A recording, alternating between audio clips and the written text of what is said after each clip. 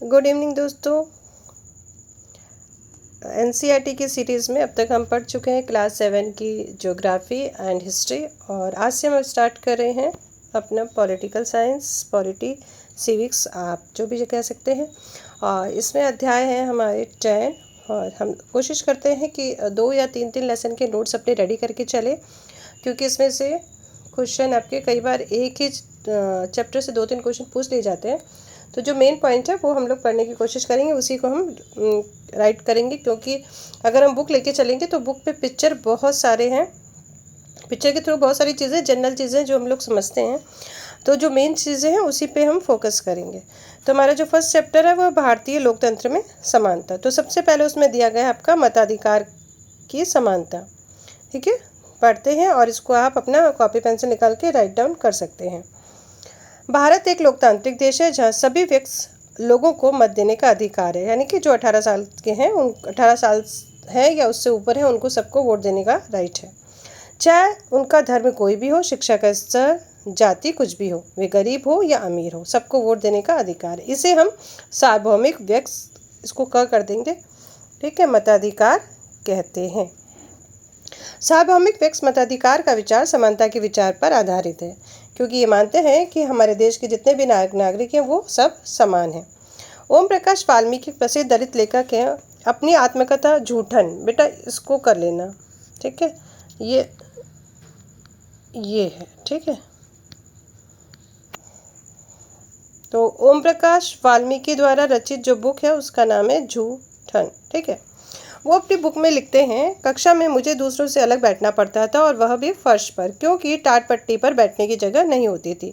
कभी कभी मुझे सबसे पीछे दूरी पर बैठना पड़ता था, बिल्कुल दरवाजे के पास। कभी कभी बिना किसी कारण के वे मुझे पीटा करते थे जब वे कक्षा 4 में थे। तो ये इन्होंने अपनी जो आत्मकथा है वो अपनी बुक जूठन में लिखी है, आप इसको पढ़ भी सकते हैं। अब है भारतीय लोकतंत्र में समानता। वहाँ थी हमारी मताधिकार की, और यहाँ पे लोकतंत्र में भारतीय संविधान सब व्यक्तियों को समान मानता है। इसका अर्थ है कि देश के व्यक्ति, चाहे वह पुरुष हो या स्त्री, किसी भी जाति, धर्म, शैक्षिक, आर्थिक पृष्ठभूमि से संबंध रखता हो, वह सब समान माने जाएंगे।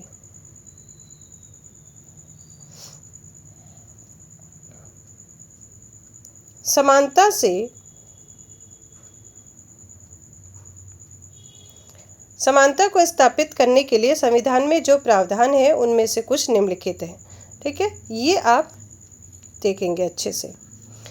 सबसे पहला तो है, कानून की दृष्टि में हर व्यक्ति समान है। इसका तात्पर्य है कि हर व्यक्ति को देश के राष्ट्रपति से लेकर किसी घरेलू काम की नौकरी करने वाले महिला या पुरुष तक को एक ही जैसे कानून का पालन करना होगा।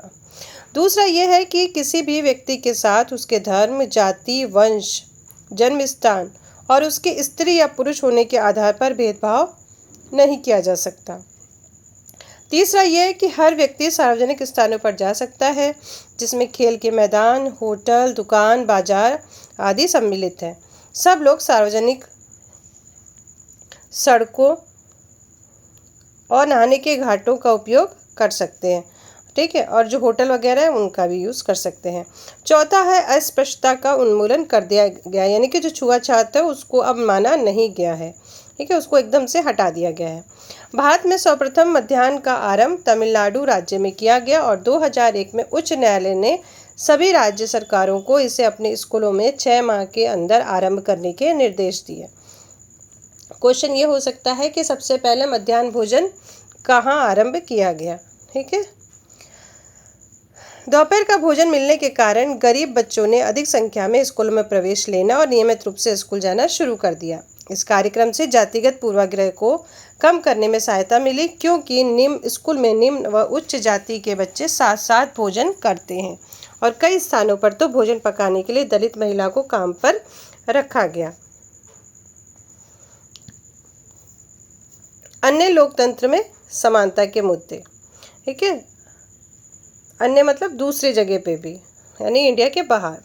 रोज़ा पार्क एक अफ्रीकी अमेरिकन महिला थी। 1 दिसंबर 1955 को दिन भर काम करके थक जाने के बाद बस में उन्होंने अपनी सीट एक गोरे व्यक्ति को देने से मना कर दी, क्योंकि अफ्रीका में गोरे और काले का बहुत होता था, अमेरिका में। उस दिन उनके इनकार से अफ्रीकी अमेरिकनों के साथ असमानता को लेकर विशाल आंदोलन आरंभ हो गया, जो नागरिक अधिकार आंदोलन कहलाया। 1964 के नागरिक अधिकार अधिनियम में आधार पर भेदभाव को निषेध कर दिया। इसने यह भी कहा कि अफ्रीकी अमेरिकन बच्चों के लिए सब स्कूल के दरवाजे खोले जाएंगे और उन्हें अलग स्कूलों में नहीं जाना पड़ेगा। यानी कि जो भेदभाव होता था कि गोरे अलग पढ़ेंगे, काले अलग पढ़ेंगे, अब ऐसा कुछ भी नहीं होगा, सब लोग एक ही स्कूल में पढ़ेंगे। भारत के संविधान के अनुच्छेद 15 के अंतर्गत राज्य किसी नागरिक के विरुद्ध केवल धर्म, मूल, वंश, जाति, लिंग, जन्म स्थान या इनमें से किसी के आधार पर कोई भेदभाव नहीं करेगा। अनुच्छेद 15।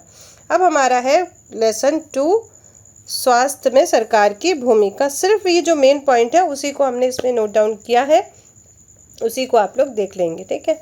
स्वास्थ्य का अर्थ है हमारा बीमारी और चोटों से मुक्त रहना। भारत में स्वास्थ्य सेवाओं के कुछ पहलुओं का परीक्षण किया गया जो निम्नलिखित है। संसार भर में भारत में सर्वाधिक चिकित्सा महाविद्यालय हैं और ये सबसे अधिक डॉक्टर तैयार किए जाते हैं। यहाँ सबसे अधिक डॉक्टर तैयार किए जाते हैं। लगभग हर वर्ष 15,000 नए डॉक्टर योग्यता प्राप्त करते हैं। पिछले वर्षों में स्वास्थ्य सेवाओं की सुविधा में काफ़ी वृद्धि हुई है। 1950 में भारत में केवल 2,417 अस्पताल थे। सन 1991 में 11,174 अस्पताल थे और सन 2000 में ये संख्या बढ़कर 18,218 हो गई। भारत में विदेशों से बहुत बड़ी संख्या में इलाज कराने हेतु चिकित्सा पर्यटक आते हैं, यानी कि अपना इलाज कराने आते हैं। वे उपचार के लिए भारत के कुछ ऐसे अस्पतालों में जाते हैं जिनकी तुलना संसार के सर्वश्रेष्ठ अस्पतालों से की जा सकती है। भारत विश्व का दवाई निर्मित करने वाला चौथा बड़ा देश है और यहाँ से भारी मात्रा में दवाइयों का निर्यात होता है। भारत के अधिकांश डॉक्टर शहरों में ही बसते हैं। ग्रामवासियों को डॉक्टर तक पहुँचने के लिए लंबी दूरी तय करनी पड़ती है। ग्रामीण क्षेत्रों में जनसंख्या के मुकाबले डॉक्टरों की संख्या में काफ़ी कमी है। ये हमारी वीकनेस बताई जा रही है, ठीक है। पहले हमारी क्या थी? स्ट्रेंथ थी, अब ये वीकनेस है। भारत में करीब 5 लाख लोग प्रति वर्ष तपेदिक से मर जाते हैं। स्वतंत्रता प्राप्ति के बाद तक इस संख्या में अभी कोई परिवर्तन नहीं हुआ। हर वर्ष मलेरिया से लगभग 20 लाख मामलों की रिपोर्ट प्राप्त होती है। ये संख्या कम नहीं हो पा रही। हम सबको पीने का स्वच्छ जल उपलब्ध नहीं हो पा रहा। संचारणीय बीमारियां, बेटा इसको देख लीजिएगा, पानी द्वारा एक दूसरे से को लगती है। इन बीमारियों में से 21% जल जनित होती है, जैसे हैजा, पेट के कीड़े और हेपेटाइटिस। भारत के समस्त बच्चों में से आधे को खाने के लिए प्राप्त भोजन नहीं मिल पाता और वे अल्प पोषण के शिकार रहते हैं। स्वास्थ्य सेवा को 2 भागों में बांटा गया है, सार्वजनिक और निजी।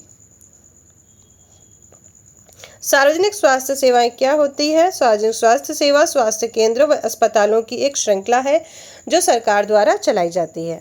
ये केंद्र व अस्पताल आपस में जुड़े रहते हैं, जिससे ये शहरी व ग्रामीण दोनों क्षेत्रों को सुविधाएं प्रदान करते हैं। ग्राम के स्तर पर एक स्वास्थ्य केंद्र होता है जहाँ प्राय एक नर्स और एक ग्राम स्वास्थ्य सेवक रहता है। इन्हें सामान्य बीमारियों के इलाज के लिए प्रशिक्षण दिया जाता है और वे प्राथमिक स्वास्थ्य केंद्र के डॉक्टर की देखरेख में कार्य करते हैं। जिला स्तर पर जिला अस्पताल होता है जो इन सभी स्वास्थ्य केंद्रों की देखरेख करता है, मतलब जो गांव के हैं उनकी वो देखरेख करता है, उनकी जिम्मेदारी इन पे होती है। बड़े शहरों में कई सरकारी अस्पताल होते हैं। सार्वजनिक स्वास्थ्य व्यवस्था का एक महत्वपूर्ण पहलू यह है कि इसका उद्देश्य अच्छी स्वास्थ्य सेवाएं निःशुल्क या बहुत कम कीमत पर देना है, जिससे गरीब लोग भी इलाज कर सकें। अब है हमारी निजी स्वास्थ्य सेवाएं, जिसको हम प्राइवेट कहते हैं। हमारे देश में कई तरह की निजी स्वास्थ्य सेवाएं पाई जाती हैं। बड़ी संख्या में डॉक्टर अपने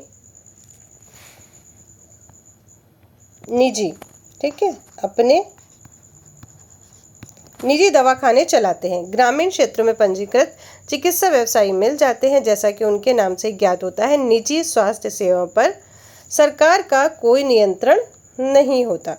सार्वजनिक स्वास्थ्य सेवाओं के विपरीत निजी स्वास्थ्य सेवाओं में मरीजों को हर सेवा के लिए बहुत धन व्यय करना पड़ता है, ठीक है। यही होता है आपका गवर्नमेंट और प्राइवेट हॉस्पिटल में डिफरेंस।